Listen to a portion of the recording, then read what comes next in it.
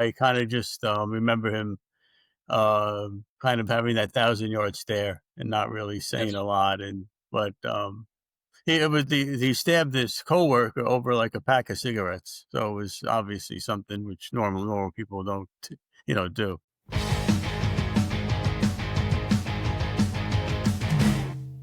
Hey, everybody. How you doing?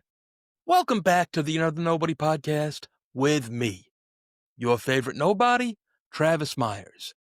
Now, today, we're going to sit with Cosmo Costa. Cosmo is the retired Deputy Police Commissioner of New Rochelle, New York, a small but vibrant city of about 87,000 people that sits just around 6 miles north of the Bronx, where I used to work during my NYPD days. Cosmo served that city for over 38 years. 38 years, almost twice as long as most cops' careers. But that's enough from me. Let's get with Cosmo and hear a little bit about his time on the job. Cosmo Costa, how the hell are you, my friend? I'm good, Travis. Thank you for having me. Oh, no, thanks for being had. I know, we've talked in the past. You've had a very interesting career, and you've got quite a few stories that go with it. Now, correct me if I'm wrong, but is it 38 years that you did? I did almost 38 and a half, correct. Almost 38 and a half Yeah. with the New Rochelle, New York Police Department. And people don't, people who live here obviously know, but people around the country might not know. You were only what, 10, 15 miles north of where I was working in the Bronx? Is that about right? Or So more yeah, than for those that don't know New Rochelle that well, it's in the southern tier of Westchester County, about 80,000 residents, and it's 15 miles north of Midtown Manhattan. 15 miles north? So you're Yeah, even closer than I thought you were. yeah, just north of the Bronx. Yeah. Right. Yeah. Yeah. And you grew up there, correct? I was born and raised, great childhood. I was in the southern end of New Rochelle on Meadow Lane, which coincidentally was codenamed Lou Gehrig Way after the great Yankee who lived on Meadow Yes. Lane, when I was alive, obviously. He lived there and he played for the Yankees. The neighborhood was right by the college in New Rochelle, so as little kids, we terrorized the nuns, and but we were pretty good. We had great summers, which seemed to last forever when you were a kid. We had played ball all summer. Great group of friends. So I was born in '59, so I grew up in the '60s into the early '70s, and it was really good time to be a kid. I agree. I mean, I'm just a little bit younger than you. I'm 60, going to be 61 now. And, even though I grew up in New York City, funny enough, in New York, most of my life in the Yorkville section of Manhattan, which a lot of people don't know is where Lou Gehrig came from. Did you know that? Wow, that's Yeah, funny. he Yeah, he yeah. he he grew up. I could be wrong, but I want to say he grew up on like 93rd Street, Okay. just a couple of blocks from where James Cagney grew up. Of course, James Cagney Oh, again is okay. a whole nother Yeah, era, yeah, but those yeah. are some dropping some names from the neighborhood, if you will. You know, Yeah, so. yeah. Yeah, cool. So what made you what got you started in policing? Well, I was working in the private sector. I never really thought about law enforcement too much. It was in my early 20s, and I had a brother-in-law who was a sergeant at the town of Mamaroneck PD at the time. And when we had a conversation one day, he suggested, "Why don't you take the police exam?" And so I took it, and I guess probably late 1982 and September '84, I was appointed to the job. Um, that's when I went to the academy, September through December of 1984. I was hired. It was me and seven others that were in my R recruit class in New Rochelle. It would turn out to be 38 and a half years later. I was the last man standing. Wow. That's good or bad. But it was a good group. And after the academy, I was assigned to the patrol division in the New Rochelle PD. Back then, we had what was called neighborhood patrol teams.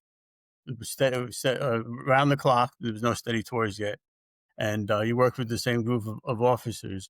So it was basically the schedule was 4-2, 4-2, 4-3, 4 day tours, two Yes. off, 4 4 to 12s, two off, 4 midnights, and three off. And like I said, it was the same group of officers. It was really a good setup for a while. And I was a patrolman for a number of years, and it was uh, it was a good time.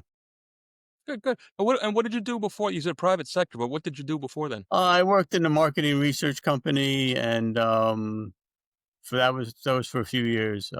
I had a kind of a roundabout way through college. After I graduated New Rochelle High School in 1977, I went to Iona University now, not Iona College, for 2 years. Then I transferred to Syracuse. I didn't finish my college education at the time. Uh, then eventually in '84, I came on the job. Late '80s, we got tuition reimbursement as part of the contract. So Yes. I went back to Iona at night. I finished my undergrad degree, and then eventually I went to Marist College, and I got a master's in public administration from Marist. So that was Well, my obviously, uh, it all uh, served you very well because you ended up rising through the ranks. You know, I think pretty much you did every rank they had to offer you until you made what? Was it you guys call it the deputy commissioner? Is that what you yeah, deputy commissioner I was appointed to in 2021. That's like the number two man on the job in New Rochelle. There's one police commissioner, one deputy commissioner, and so right, that was, obviously towards the latter part of my career. Ah, good for you. Good for you. Yeah. So I know you got like anybody, especially with 38 years on the job. Jeez Louise, that's a long time. Um, more than most. That's almost twice of Yeah. what most guys do. Yeah. That's true. But today we got Um, a yeah. couple of cases that I'd like to ask you about, just because I know we've talked about them in the past, but they turned out to be national news cases, and I know you had some different insights and of course different run-ins with the people along the line. One of them was what was that? 1991, right? Walter, that was the name of the Mhm. guy. Go lefties, yeah, Kalafdis, right? yeah, Am I right. pronouncing that right? I don't know Call why I have a hard lefties, time with yeah. that one. Yeah. All right. Walter Kalafdis, but now he killed his sister, all right? It was a horrible case that Right, we'll get into, but you knew him prior to that. Quite often people don't realize these people are known to us way before their crimes actually right, occur. right.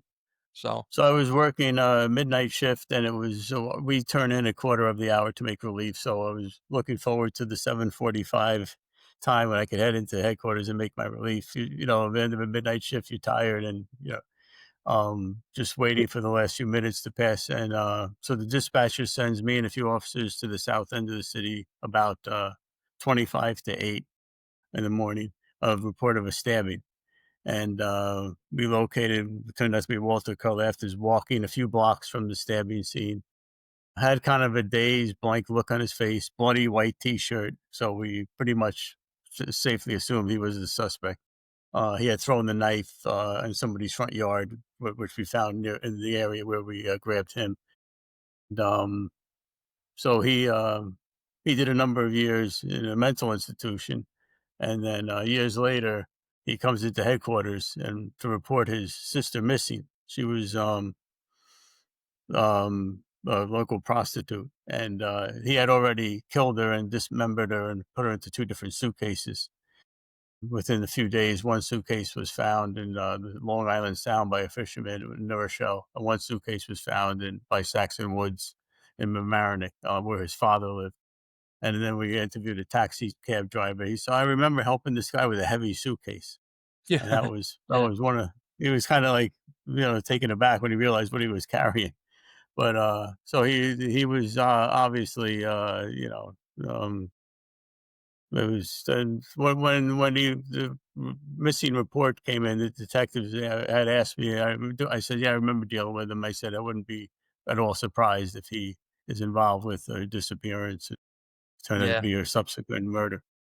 Well, now this guy was too, from what I understand and what I've read, a complete nut job. I mean, he used to talk Yeah, about aliens and yeah, the mafia coming after him and the government coming after him, and like a right, real right. conspiracy theorist type character. Yeah, yeah, yeah. How was he? You know, when you locked him up the first time around, did you get a taste of Uh-huh. that?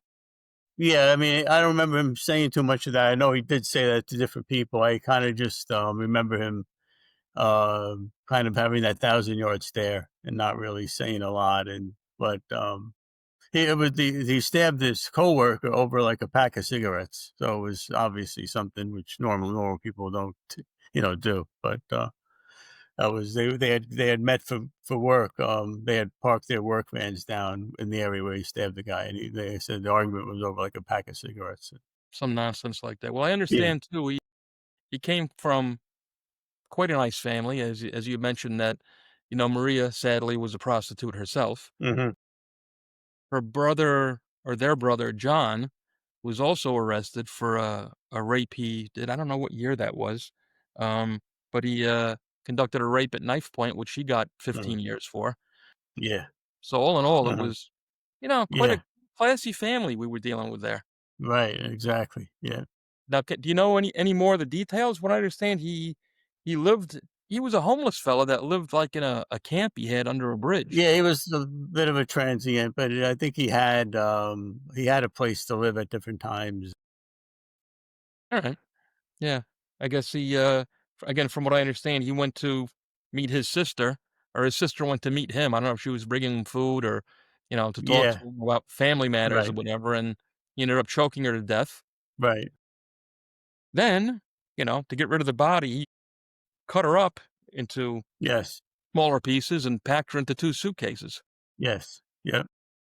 and then had the balls to come and visit the police and report her missing. Yeah. Yeah, it's kind of odd, right? I know. Yeah, Well, kidding guy. Really, really. Imagine being a fisherman now, pulling that thing out of the water. oh my god.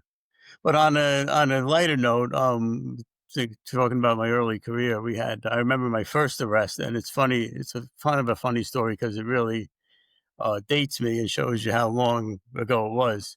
I was working a midnight shift, and you probably remember these. We had they called them ERS boxes. They were on telephone poles and utility Sure, poles. yeah, Yeah, the little red doors that said police fire, and when yeah, you opened the doors, it was a phone receiver. If you picked up the phone receiver, or New Rochelle, one of the community service officers assigned to the communications unit would answer the phone, New Rochelle Police.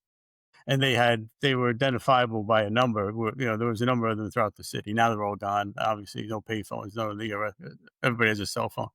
But anyway, there was a guy who was picking up a phone and harassing the dispatchers. So my right. sergeant says, "Go down to Huguenot Street, where it was a such and such location, and grab him. He's on the phone now." So I go there. The guy's on the phone with the dispatcher, harassing, calling, profanities, etc. So I grabbed him. That was my first arrest. It was kind of funny. I remember I said ERS boxes. They don't even know what ERS boxes are now. You know. Yeah. No, it's something I mean, I remember them all being a kid, and of course, I remember them. I think when I was on the job, they were still up, but nobody ever used them at that stage of the game. We all had radios on our hip. I mean, I'm sure at your time too, you probably called your patrol cars RMPs at the time, right? Radio Media Patrol Car, because the first radio. Right. And you tell the younger officers we didn't have cell phones. They says, "What do you mean you didn't have cell phones?" Yeah, So no. again, prehistoric times, it's you. But if you were on patrol and the dispatcher would say 10-3, which was call headquarters, 10-3 for a call. I mean, somebody was trying to call me, family member or something, somebody about a case I had. So you had to find one of those ERS boxes. You'd pick up the phone, and then they would say, "Oh," I would say, "Patrolman Costa." They, "Oh, hold on, we have to connect you." It was Yes, yes. old times, and they'd have to be connected. So you're in the middle of the street on this phone, and it's pouring rain, or it's 5 degrees or something in the winter, and you're talking to someone. And so I guess cell phones really changed a lot. I guess, but Oh, changed a everything lot has. of And for yeah, listeners who don't know what we're talking about, we used to call them police boxes when I was a kid. It was a steel or a cast iron box that was stuck yes, on the side yes, of a lamp post that was yes, wired into the precinct. So it had yes, a correct, direct line telephone. You couldn't call it, you just picked it up and it went directly to the right, dispatcher. And funny right, enough, so right. this guy was calling, harassing people. I remember my first collar was actually a felony. It was a fraud, and I was with this fellow Sergeant Johnson. We pulled the guy over. Pretty simple, traffic violation, and he gave me a fake driver's license. You know, Hmm. and I just because you mentioned first arrest, that was my first arrest, was a fraud for a fake driver's license. You know, Another and funny.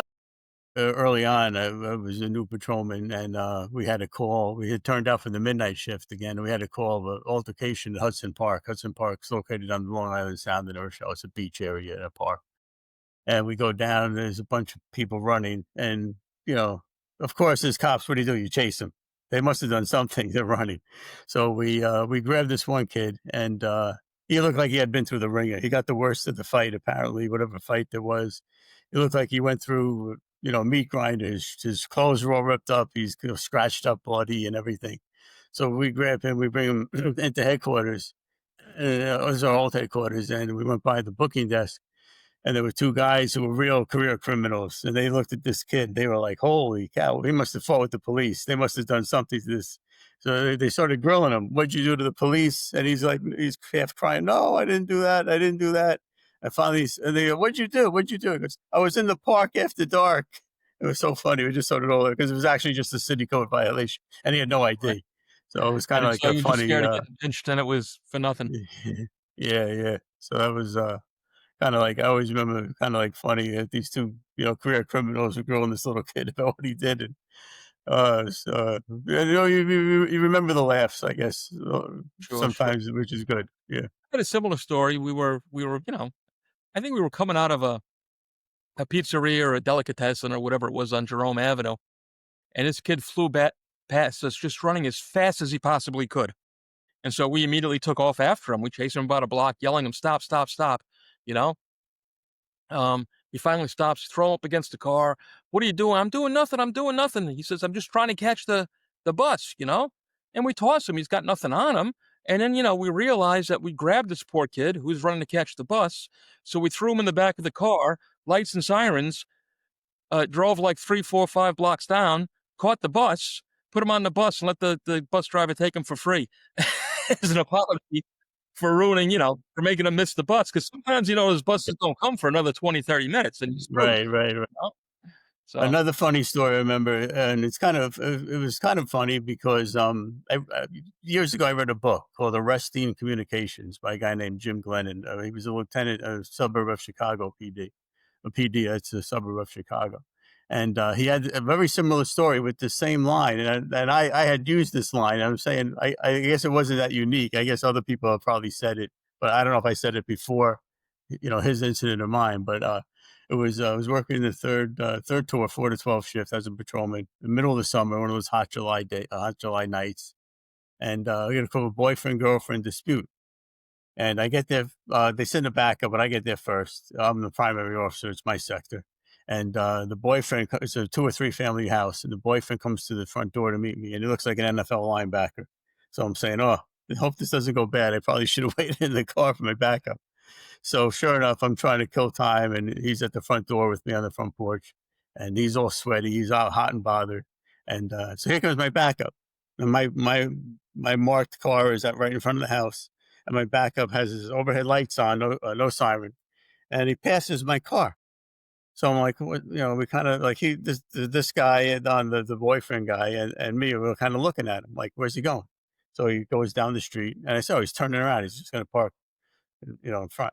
Turns around, comes back. This is my car again, and keeps going. So I'm like, what the hell? So I look at this guy, and all I can think of, I say to this guy, I go, "You think you got problems, pal?" And he just starts laughing. I start laughing, and the whole thing was then the girlfriend came down, everything was settled. It was fine. But I always tell that story because sometimes a little humor in a very serious job, policing, a little humor in the right spot could go a long way.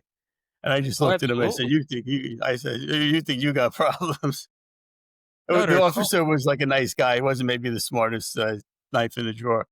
right, right. No, so many times it really does come down to how you talk to people, you know? Yeah, It really, really does, and I've seen so many police officers, especially young police officers who, do have a bit of a chip on their shoulders, and wanna be yeah, tough, and all it gets you nowhere. Where not that you wanna necessarily be nice to bad guys, but, you're going either way, you know? yeah, You're coming with me one way or the other, and I have always found personally, and it's part of my personality anyway, that, a little bit of humor or being a bit of a smartass, because in New York, we're all, you know, are smart asses. We like to break balls, but a little ball yeah, breaking can go a long way when it's done yeah, with humor. And I used to right, find, like, a lot of times you'd have the drug dealers on the corner you got to chase off, or whoever the coconuts are hanging out on the stoop, and rather than immediately arguing with them, I'd walk right up and sit down with them, say, "What's going on, fellas? right, right, right. You can't be sitting here when I come by. Please do me a favor." And I Yeah, would get so much more respect from them yeah, yeah, had I been loud and tough. And again, being the police, we're going to win in the end. But yeah, I always found that exactly like you said, a little humor, a little levity can right. go a long way.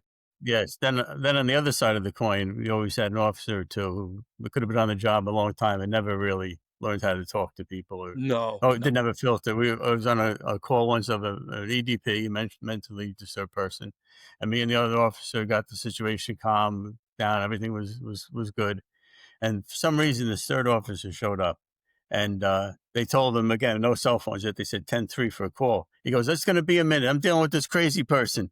No reason off to say that. Now the person went off the deep end, they started it again, and we had to go through the whole 9 yards to calm him down.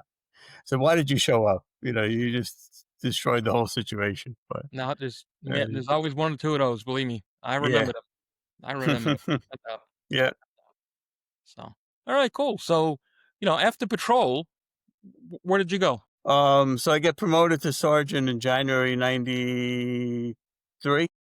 I was on the first tour for a while, which was the midnight shift again, for about 10 months, and then I was assigned to the critical incident unit, which was like the NYPD's ESU. Our commissioner at the time had been inspector of ESU in New York City, and then he was a commissioner of our job.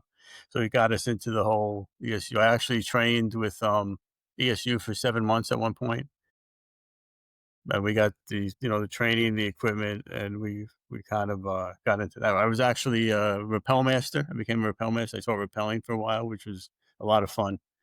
Coming off towers, came out of the New York City helicopter once at Camp Smith. So that I was did that that in was the a good Army. I time. never did it in the Uh, police department. Well, I was yeah. never in ESU either, but, Mhm. we did that in the Army. Rappelling was pretty common. And the guys that looked at you like you're crazy go, "Why would I jump out of a perfectly good helicopter?" Yeah. It's Eh, always a funny line. But then December '98, I get promoted to lieutenant. I'm only on the 3rd tour for as a patrol tour commander for like 4 months. And I got called in one day to the commissioner's office. And I'm thinking, I was off for the last few days. So what did I do? They're going to yell at me about something. I'm trying to think, I'm taxing my brain. And I go in and they say, sit down. And I go, would you be interested in being the training director? It's a lieutenant, as a lieutenant. I said, oh, absolutely. I said, the current lieutenant had kind of was leaving kind of suddenly. So I said, sure. So they assigned me to training and I wound up, I'd be in training for like 15 years after that, which it was a great wow. assignment.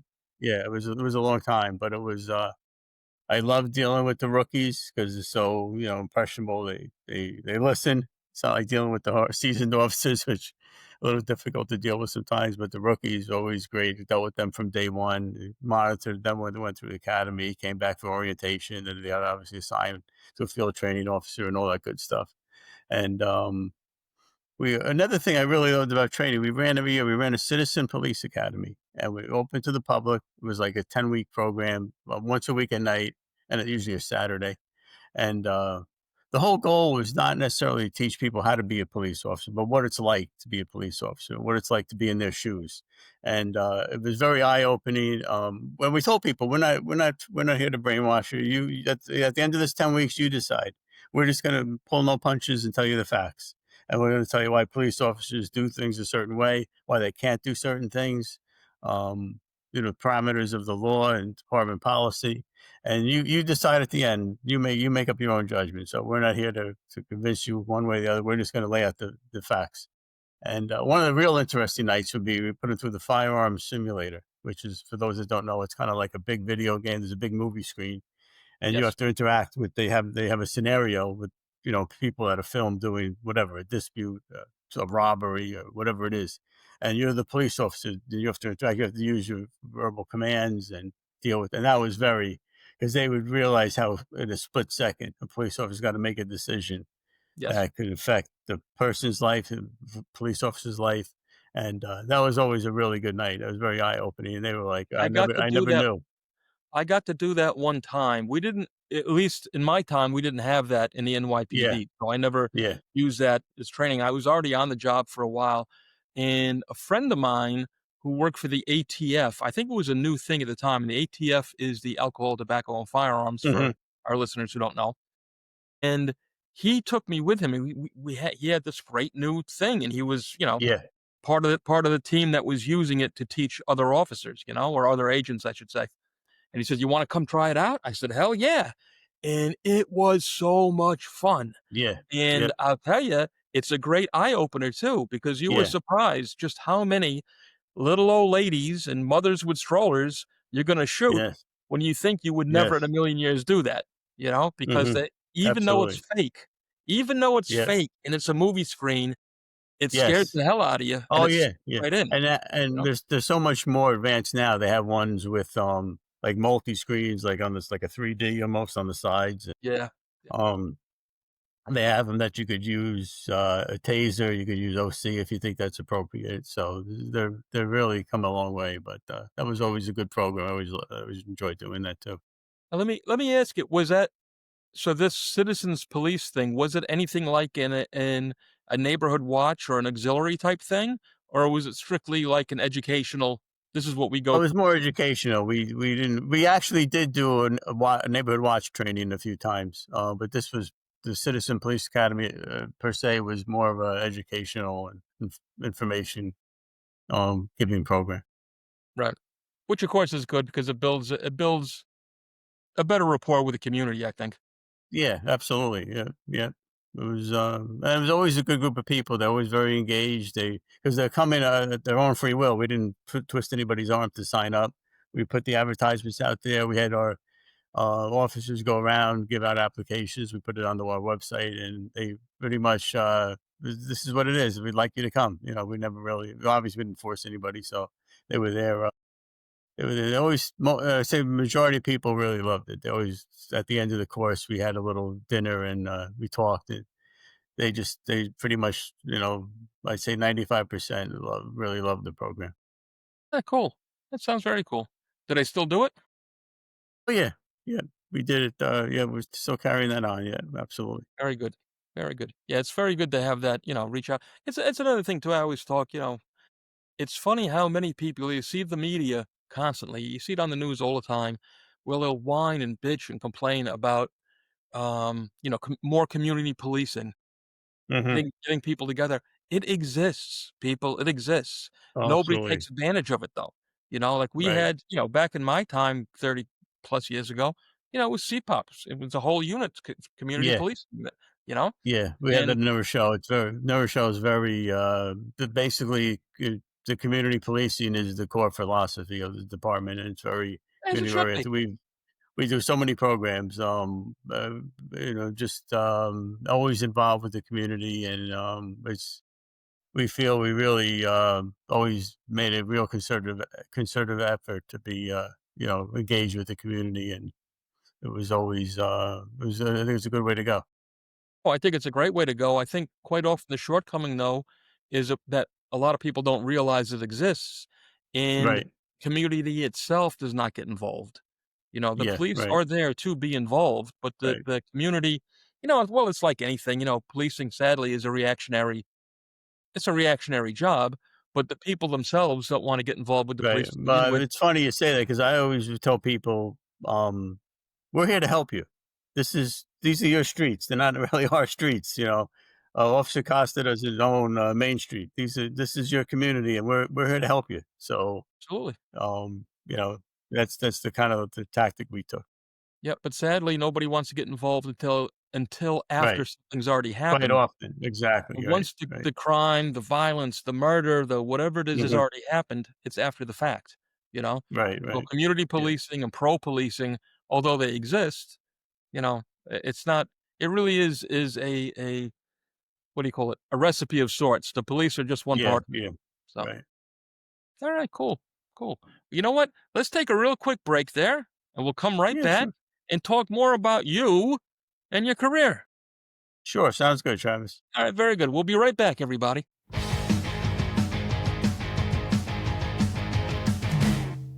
This is a 2024 American Eagle gold coin, which I bought along with several others last year. I'm very happy to report that its value has gone up over 40% in the first year. See, I was encouraged to buy some gold by a financial advisor friend who suggested I be more diversified with my investments. She said gold and silver was a very safe place to park some money, as well as a good hedge against inflation. So I took her advice, and all I can say is I wish I had bought more, as it's been so very, very good to us so far. Now, I purchased these gold coins from the good people over at stackingboise.com, who could not have been nicer, more knowledgeable, or more helpful. Now, I'm certainly no financial expert, but I will say from experience, if you're looking to make an investment, buy yourself some gold. And some real gold that you could hold in your hand, just like this coin you see here. And if you do, then do like I did and get with the good folks over at stackingboise.com. I'm telling you, they're good people, they took good care of me, and they'll take good care of you. Again, that's stackingboise.com. And hey, tell them Travis sent you. Hey there, true crime fans. Let me introduce you today to the Cold Case Initiative. The Cold Case Initiative is a foundation that donates money to smaller police agencies all over the country. It does this in order to offset the costs of scientific, forensic, and DNA testing with the hope of solving cold case homicides and other horrific violent crimes that otherwise would remain unsolved. Please, if you have it in your heart and a little money to spare, go to www.coldcaseinitiative.org. Again, that's www.coldcaseinitiative.org, and lend a hand where it truly is needed. Be a part of solving a cold case. Every little bit helps. Know that 100% of the donations that go to the Cold Case Initiative go to agencies that are desperately in need of the help. So please, if you can, do the right thing and make a donation. Thanks, and all the best, my friends.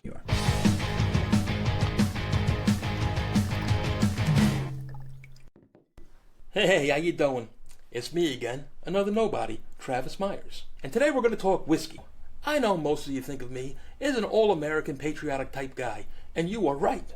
But when it comes to whiskey and drinking whiskey, which I do, I always go for the Irish stuff. And my choice when it comes to the Irish stuff is Powers Irish Whiskey. Established back in 1791, it's a triple distilled, oak-aged whiskey. Powers is simply magic. It also happens to be the #1 selling whiskey in Ireland, which has got to say something, because if it's good enough for the Irish, it's good enough for you. So the next time you raise a glass, fill it with Powers, and think of me, another nobody, Travis Myers.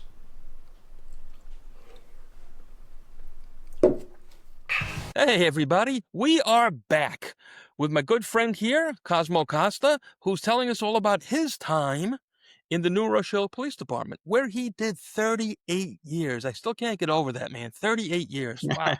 Good for you. Good for you. Now, And it went quickly.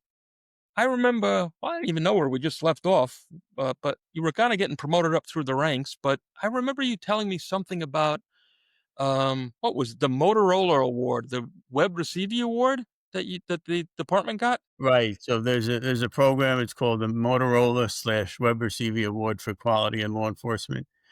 Basically, as a department, if you choose to enter, you would have some kind of project going on. It Mm-hmm. could be crime related, community related, and you write up a paper with all the details. You submit it. There's a panel of judges, and only 3 departments worldwide um, receive this award. It's under the International Association of Chiefs of Police. So Webb Receivy was a police chief, and he was the first president of the International Association of Chiefs of Police. Hence the name of the award, co-sponsored by Motorola. So for a few years, we had a tremendous problem especially on the midnight shift, with a number of nightclubs and bars in New Rochelle. Disorder, quality of life problems, stabbings, Well, I drug know dealing.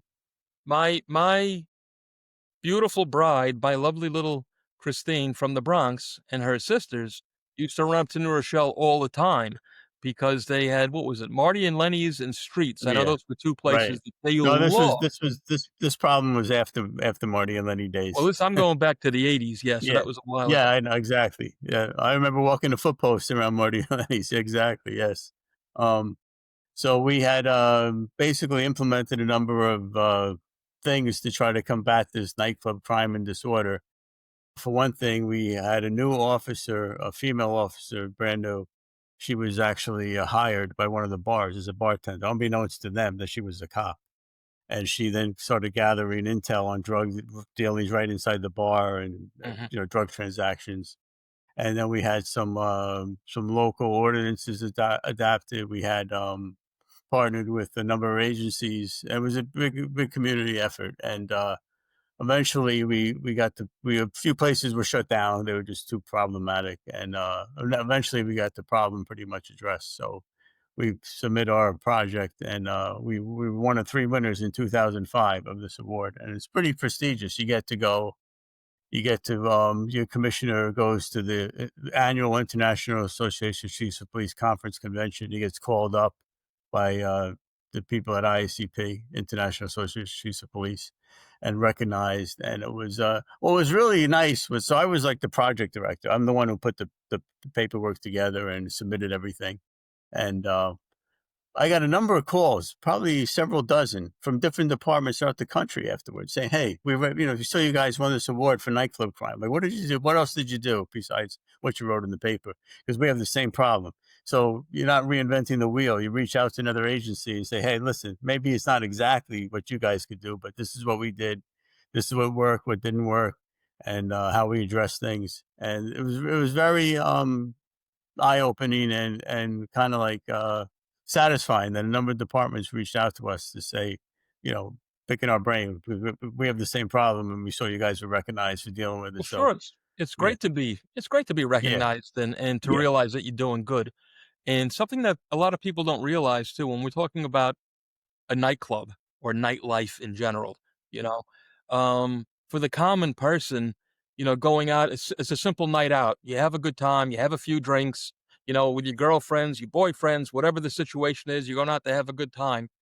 But the amount of aggravation this can cause a neighborhood, yes, the amount of yes, danger that there is because of the alcohol, obviously, but the right, drugs, the weapons, the gangs, the gang influence, and I mean both street gangs all the way up to, mafia type right, gangs who own right, and operate these places. Um, it is quite a bit of crime going on that needs to yes, be dealt with.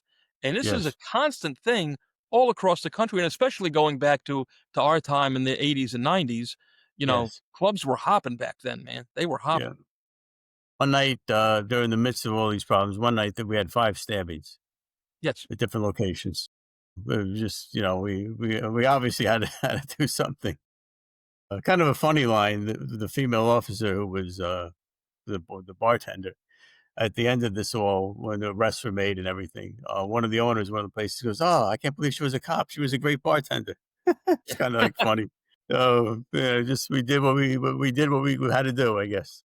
Sure, sure. No, I mean, I worked in before I became a police officer, and actually after I retired too, I worked in numerous, bars and very large nightclubs, all over New York City.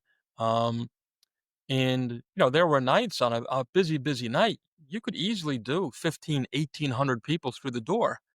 This is Mhm. a large number of Yeah, people, especially yeah. especially when you add drugs and alcohol, you know? Right, It's a exactly, lot of exactly. people to deal with, That's a some lot of mix, exactly, yeah.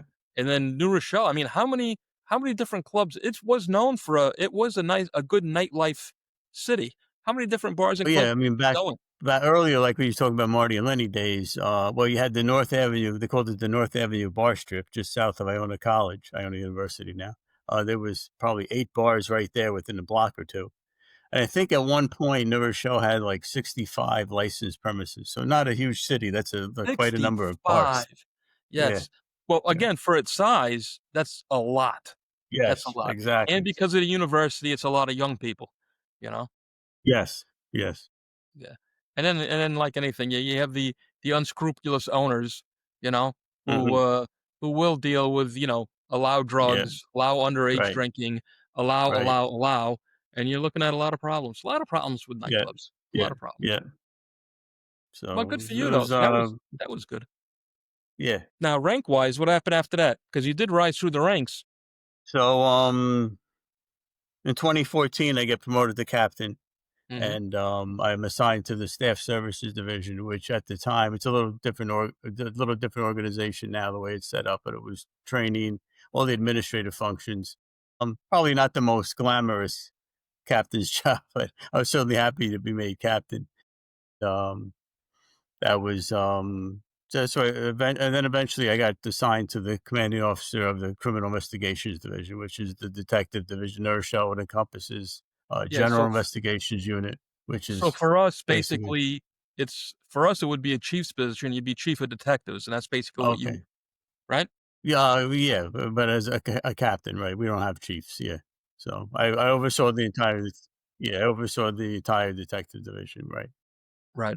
And, that's where everything, absolutely everything big came through your lap. Yeah, it's a very interesting assignment. A lot of I was actually probably the one thing I never did. I was never actually a detective.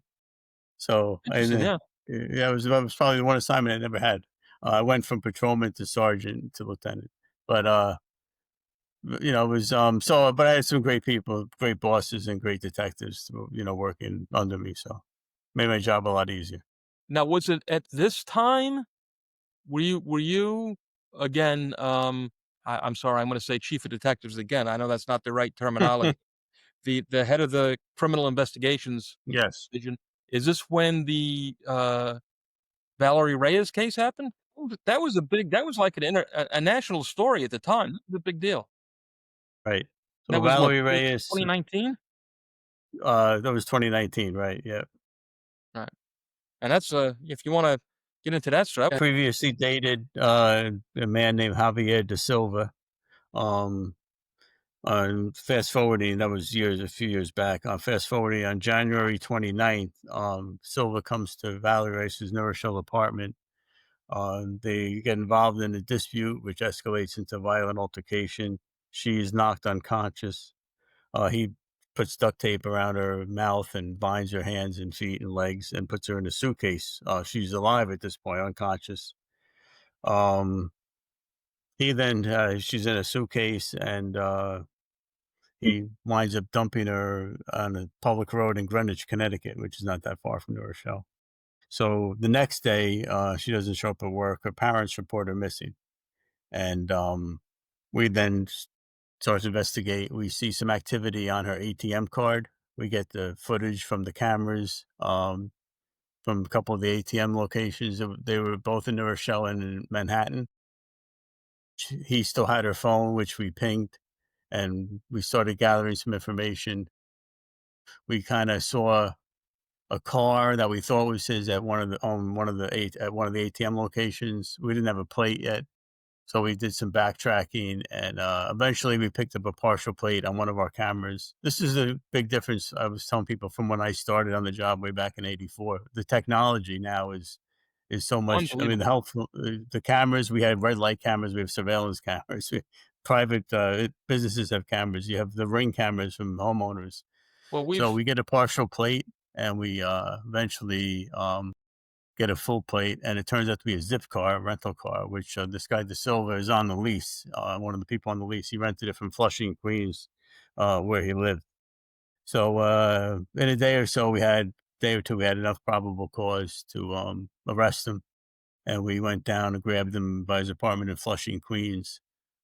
Came back to Norfolk Police Headquarters, gave a full confession eventually, and we eventually turned it over to the FBI because there was the interstate aspects of it where he took her across state lines, took her from New Rochelle and dumped her in Greenwich, Connecticut.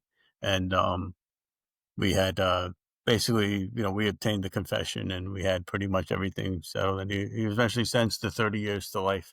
that's right, yeah, 30 years So to life. not the way you want to finish a missing person case. Obviously, the ideal thing is No, find the not at person all, alive. But not at all. yeah, You guys moved really quickly on that one, though. Something I like to point out with this poor girl, I mean, not to be beating up on poor, Maria Caputo, who we just spoke about yeah, earlier too, was that, this young, very nice family girl, worked at yeah, Barnes& and Noble, loved to read. There was no criminal history with her whatsoever. She just got right, mixed up with the wrong guy, you know, right, who I do believe she broke up with, and he was a little jaded about that. Um, and the strange tie-in between the 2 of them is when she was discovered in Connecticut, she was also stuffed into a suitcase, yeah, you know? correct, Bizarro, just yeah, bizarro. Now you told yeah. me something that I didn't know from, reading up on this case myself, though, was that the ME had come to the conclusion that she was alive, but she Yes, was stuffed into the suitcase, that she suffocated somewhere along the right. way. Yes, the Connecticut ME ruled a homicidal asphyxiation, and, Yeah. Ah, I guess from the chemical analysis on the duct tape around her mouth, they could tell, like, she still had some breathing. terrible. What a terrible, Yeah. terrible way to go. Filthy, filthy savage. Unbelievable. We had another case, I was, captain of detectives, which was kinda, I mean, serious, but partially funny, called the orthodontist case. We had a orthodontist, she lived in the north end of New Rochelle, very nice neighborhood, was an orthodontist in Connecticut, and she's dating a guy. They break up, and, but the guy still remains in her, but he was living in the basement of her house. So one night he has his new girlfriend over, and, she stays the night. She goes to leave for work the next morning. She gets in a car, and she's partially down the street, and the orthodontist was secreted in the back seat of the car. She pops up and tries to stab her. Yeah. So the new girlfriend stops the car. She's now running down to this neighborhood on the street in New Rochelle, and here comes the orthodontist with a knife trying to stab her. So eventually she catches her, gets on top of her, she stabs her once. With that, a number of neighbors come out. What's going on? The orthodontist pretends to be a good Samaritan, like she's trying to help her. And the woman on the ground says, no, she just stabbed me. So the funny part of the story is Barstool Sports picks this story up somehow, for some reason. And so as a captain of detective division, part of my job was I was a public information officer. I'd issue press releases, deal with the media. So if this is kind of a case, orthodontist is stabbing, it's going to probably get some attention. So we issue a press release. So Barstool Sports writes an article, and it goes, "Wild love triangle story in New Rochelle featuring an orthodontist, an attempted murder, and a fake good Samaritan." And the guy writes, I'm not going to read the whole thing, I'll read part of it. "Humans are imperfect creatures. We have many flaws and do crazy things. We also love hearing about those insane stories, and boy, do we have one out of Westchester County. Back in July, a New Rochelle woman was stabbed in a suburban neighborhood." Then the guy quotes me as his source. This is part of my press release. "Upon arrival, officers located a 30-year-old female victim with a deep puncture wound to the left side of her neck." New Rochelle Police Captain Cosmo Costa said in the press release. Then the guy writes, "Let's talk a minute about Cosmo Costa quickly. What a name for a police captain. You don't want to fuck with Cosmo Costa." I thought it was I thought it was funny. Everybody got a kick out of that. So this is like great. I'm looking forward to the that was pretty funny, but got to laugh out of that. Yeah. But That's funny. kind of that was a crazy kind of crazy thing. Yeah, it's a crazy job. It is. It's a wild job. Wild job. Now, just talking about the news for a second, and to go back to Valerie Reyes, just to back it up a little bit, didn't you have a thing too with them where somebody wanted to do a documentary or a news piece on uh, Valerie Yeah, my Reyes? understanding was one was done by one of the so when I was still on the job, one or two of those crime scene programs approached us. We were on board in Greenwich, Connecticut was on board, but the FBI was they said he hadn't been sentenced yet, so they didn't really want to say too much. I understand a program was made recently, but I don't know if any of our show guys were interviewed. I know they interviewed some of the Greenwich PD Well, people, that was the so thing. I'm They not. went over. They just talked to a couple of guys at Greenwich, Yeah, I and think so. basically Yeah. forgot all about you guys where the crime actually happened. That's what I understand. Yeah, yeah. Yeah. So, Yeah, yeah, shameful. yeah. Shameful. Now you're still a captain, but now where'd you go after that? So then, in 2021, I get appointed to. The commissioner retires, so we have one of the person who was deputy commissioner at the time gets elevated to commissioner, and he appoints me as the deputy commissioner. People say, "What did you do as deputy commissioner?" I say, "I was an armed administrator." Yes. I kind of have it was all like personnel stuff, budgeting, dealing with the city council, um, representing the department at various staff meetings, city manager meetings. So I kind of went from in the middle of things as with the detective division to kind of now more of like you oversee the four captains now. So as deputy commissioner, you oversee the four captains. So you kind of oversee the whole department in a way because they have a whole division under each of them. but, you kinda get removed a little from the quote unquote "real" police work, if you wanna call it that, so, but, Well, I was again, I was very, happy to get the position and, finish my career in that, capacity. something that I've actually mentioned many times to young people who wanna go into policing, and, they'll take, criminal justice in college. Yeah. Let's take Yeah. police science, whatever the name of it might be in college. And I'll often tell them, I says, "Look, that's not gonna really help you because the police academy is gonna teach you all that same stuff, and you're gonna get whatever it is." I from our academy, it was worth 32 or 36 college credits. I can't remember what the hell. I said, "But I do believe, and I'm gonna ask you now, sir, all right?" I says, "Why don't you go to school for business instead? Because in Mhm. the end, the police department basically is run like a business. And if you understand business, you'll understand the administration. Therefore, as you climb the ranks through sergeant, lieutenant, captain, chief, and or deputy commissioner like yourself, you may have a better understanding of how things work as opposed to a guy who only has the police academy or Yeah. somebody who basically went to college, took the police academy in college and then took it again in the Right. academy, you know? Right. So a good point because I look back. I like I said, I had my undergrad in criminal justice, and then I got a master's in public administration. And as far as pertinence to policing, I think the public administration was probably much more relevant, I would imagine so. that coursework than the criminal justice. But it's I guess the criminal justice is a good entry level kind of background, but it's not like you said absolutely necessary. If you have another field that you're more interested in, by all means pursue that, and then you Sure. take the police exam eventually, like everybody else. So it's kind of like Well, and then you end up in the it's okay, academy but you end yeah, up in the academy learning what you just spent right, $50,000 to learn in college. basically right, Right, exactly, right. yeah, And yeah. I said that a lot of times to guys too, everybody likes again, it's for us, it's ESU, and if you're in California, Hmm. it's SWAT. I know you had a different Yeah. name for your ESU team, but, Yeah. man, if that's something that you're interested in, forget about, the special weapons and tactics that everybody thinks is so cool. Yeah. Learn locksmithing, you know? Become Exactly. learn Yeah. welding, learn how to cut, Yeah. to cut the hinges off a steel door. They'll pick you up in a second because you have something to give them. You know? Take some finance classes, learn how to invest your money. Exactly. Wish I had those back then. Yes, sir, Yeah. for sure. Yeah. But overall, it was a good run for you. Obviously, you stuck around for 38 years. I told people at my retirement party I was truly blessed.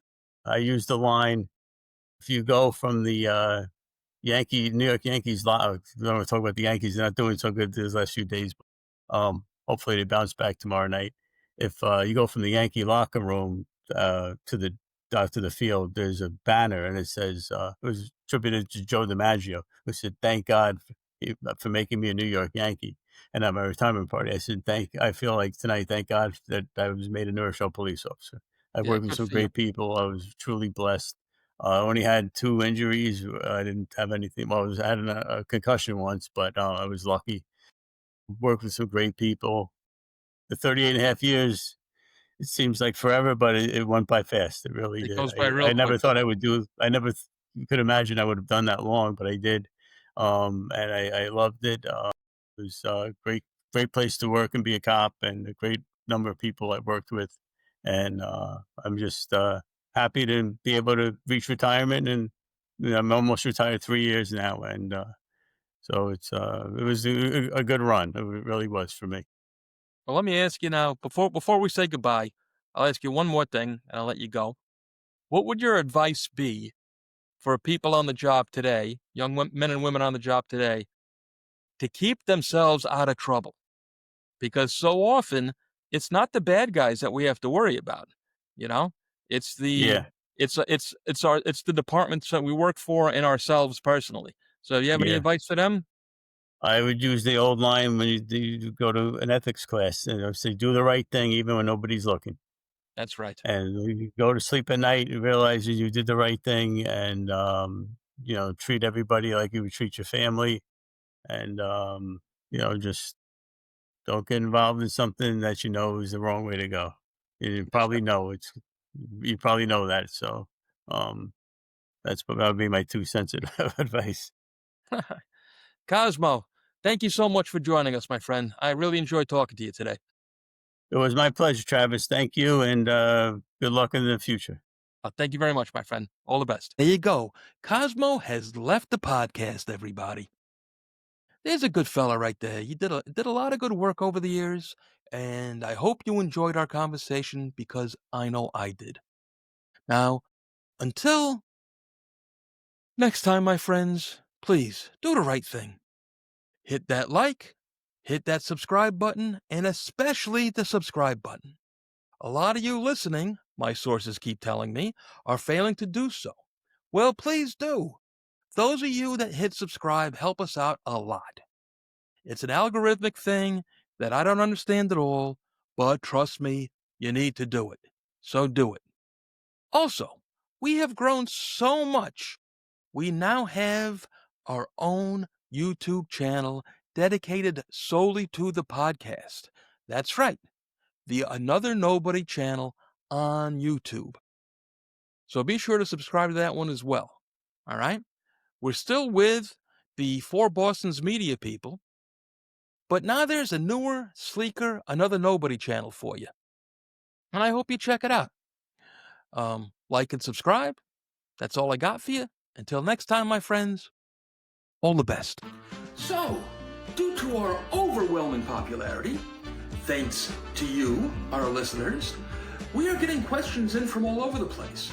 The problem is, some come in over here, some come in over there. So what we've done, okay, is something new. We have Question Travis Today at gmail.com. Again, that's questiontravistoday@gmail.com, where you can send all your questions in, and I will do my best to answer them. Thank you so much for listening. It really means a lot to us. All the best, my friends.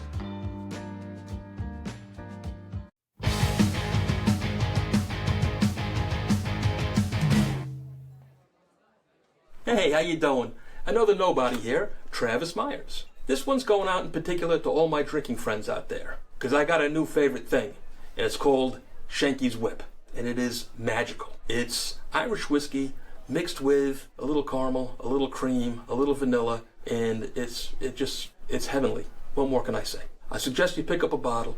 You can have it as a shot with a cold beer, like I like. On the rocks, it's great. Mix it with a little cola.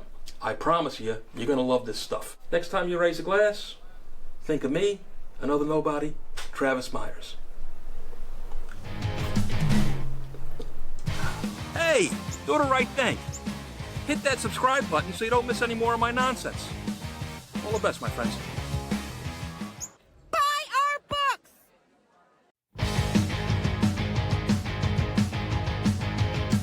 Listen up. This one's important.